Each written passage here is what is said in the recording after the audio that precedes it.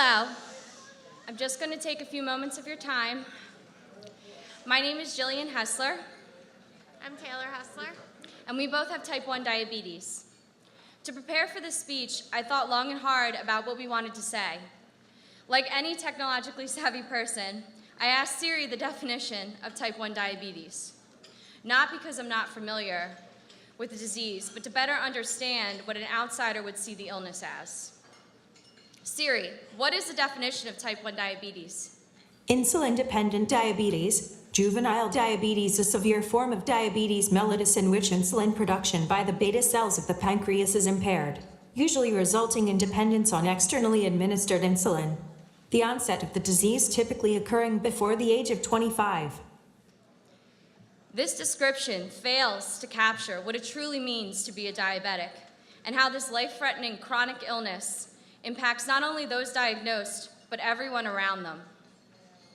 Tonight, Taylor and I, as well as members of the diabetic community, want to share our experiences with you to develop a deeper understanding of what it means to live with type 1 diabetes. I have been a type 1 diabetic for 23 years, and I honestly cannot remember what life was like without this disease. I do vividly remember when I was diagnosed. It was the first week of 3rd grade, and I had caught a nasty stomach bug that just would not go away. I was so tired, I was losing so much weight, always thirsty, and going to the bathroom every 20 minutes. When I did not get better, my parents took me back to the doctors for a blood test. As soon as I got home, the doctor called with the results. My blood sugar was almost 1,000. A normal blood sugar range is between 80 to 120. And my parents had to take me to the nearest hospital immediately. I was admitted to Children's Hospital in Philadelphia and diagnosed with type 1 diabetes. I was there for 3 days. I've been a type 1 diabetic for almost 19 years. My family noticed that I began drinking more water, going to the bathroom more frequently, and losing weight. My parents took me to the doctor, and they tested my blood sugar, and it was around 200.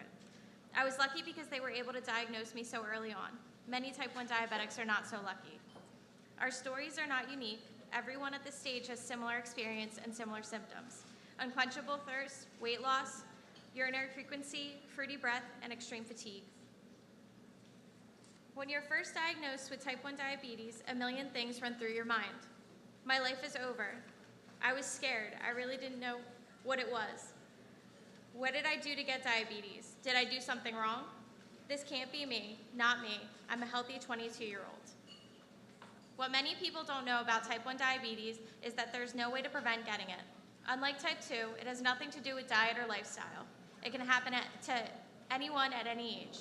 There are currently 1.25 million Americans living with type 1 diabetes, including about 200,000 youth, less than 20 years old, and more than 1 million adults 20 years old and older. By 2050, it is estimated the number will be around 5 million people. After diagnosis, you must quickly learn to test your blood sugar, accurately count carbohydrates in your meals, inject yourself with insulin. After the initial shock wears off, you'll learn this is your daily routine in order to stay alive. But type 1 diabetes is so much more than just taking insulin shots and testing your blood sugar. For all of us on stage, this is what diabetes looks like. Going to the doctors a lot. You are bold, brave, and invisible. It's planned and methodical. It's sick with no cure. It's strength, patience, and responsibility. It's a 24/7 job. It's an annoying disease, an endless balancing act, constant preparation, constant required awareness, and feeling like a pincushion. Things a type 1 diabetic cannot leave the house without: test strips, a meter, and a finger stick to check your blood sugar, insulin, needles, and a juice box or candy in the event your blood sugar goes low. If you are lucky enough to have health insurance that covers an insulin pump and a continuous glucose monitor, you have to always wear them, as well as pack extra supplies. At a moment's notice, something could go wrong. It's not a matter of if there's going to be an issue, it's a matter of when. At the most inconvenient times, your pump site or CGM sensor must be changed, and you must test your blood sugar. For Amanda, the hardest thing to get used to living with type 1 diabetes is finding a balance between good management while doing everything and enjoying life the way she did before. For Brooke, it's how scheduled she has to be and always having to be on top of things constantly. And if she lets it slip, she gets very scared. Alexandria said it's not being able to eat just anything whenever and not have to worry about anything. For Sarah, people seeing her as being different. When you look at someone with type 1 diabetes, you see a healthy individual. You would never know by looking at us, but we have a chronic illness. Sometimes this illness prevents us from doing things or forces us to include extra tasks into our daily routine.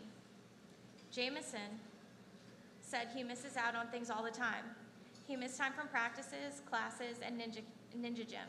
Last year, he missed his first snowboarding camp because he was on a medication that made his blood sugar too high. It's horrible to miss out on stuff. Zoe had to sit out of recess at preschool because her blood sugar was low. She was bored and missed her friends. Gianna, someone told her once she wasn't allowed to hang out with the other girls because she was the only one with diabetes and she did not belong there. We face many challenges on a daily basis, and one of them includes our fears for the future.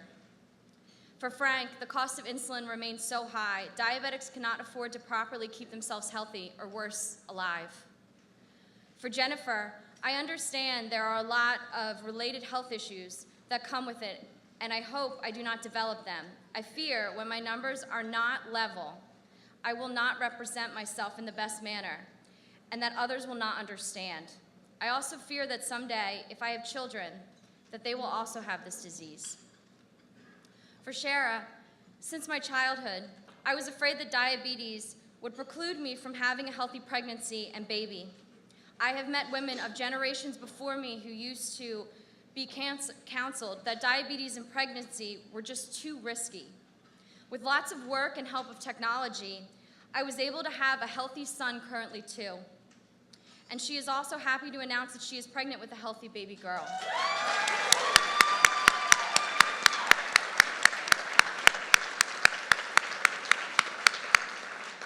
Pregnancy requires laser focus on blood sugar control, which is only possible through the technology advances afforded by the JDRF research dollars. Anthony, having type 1 diabetes, I am more likely to develop other health issues.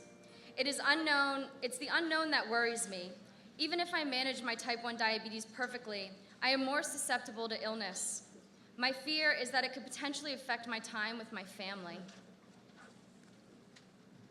Living with type 1 diabetes is like living with an invisible illness. There is so much more we wish people knew about the disease. For Stephanie, type 1 diabetes never takes a break. It is constantly affecting my everyday life, but it does not control it. And I wish more type 1 diabetics knew that there were so many support systems and groups available. For Abby, it is challenging, but it has taught me many lessons I would have never learned if it weren't for diabetes. For Robert, it looks and feels like a burden that is 24/7 and is very unforgiving. For Brian, that I look like everybody else, but having diabetes means having more responsibilities. For Holden, it's not contagious. For Jacob, I can still eat whatever I want and that sweets won't kill me.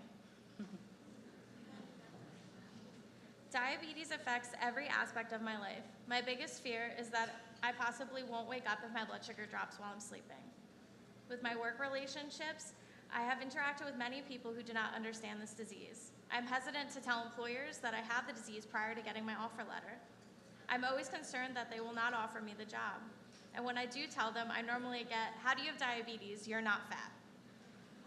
When dating, I was briefly dating someone whose father made a comment at the dinner table at dessert to his son, "You always pick the ones with medical problems," because I wasn't eating desserts. One morning, when I was getting routine blood work done from my endocrinologist, I began feeling sick. My CGM, or continuous glucose monitor, said my blood sugar was normal, but I pricked my finger anyway to test my blood sugar, just in case. I was 84, a normal blood sugar. Since I had been fasting for the blood test, I thought I just might be hungry. So I got in my car and drove to Whole Foods across the street, and I purchased enough food to feed a small army for breakfast and ate and drank everything. A few days later, my endocrinologist called me, extremely concerned about my lab results. My blood sugar was really 38, a number that is dangerously low. Low blood sugar symptoms include dizziness and confusion. Many type 1 diabetics with low blood sugar are mistaken for being drunk because the symptoms are so similar. I would not have gotten into the car and drove if I knew my blood sugar was that low. I could have caused an accident and injured myself and other people. You see, the advances in technology such as the blood sugar meter from my story and the insulin pump and CGM that my sister and many of the diabetics on stage have are truly wonderful innovations. These advances were made possible because of the donations that people in this room and around the world have made to the JDRF, and we would like to thank you. These are, however, advances in treatments. They are not a cure. Like in my story, technology fails. This is why we need a cure, because failure is not acceptable anymore. At this time, if there are any other type 1 diabetics in the room, could you please stand?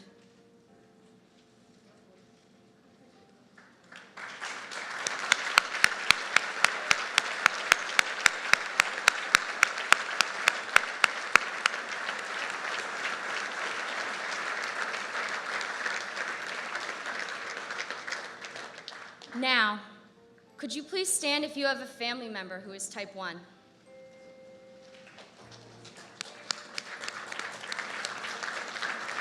If you have a patient who is type 1. If you have a friend who is type 1, or a coworker.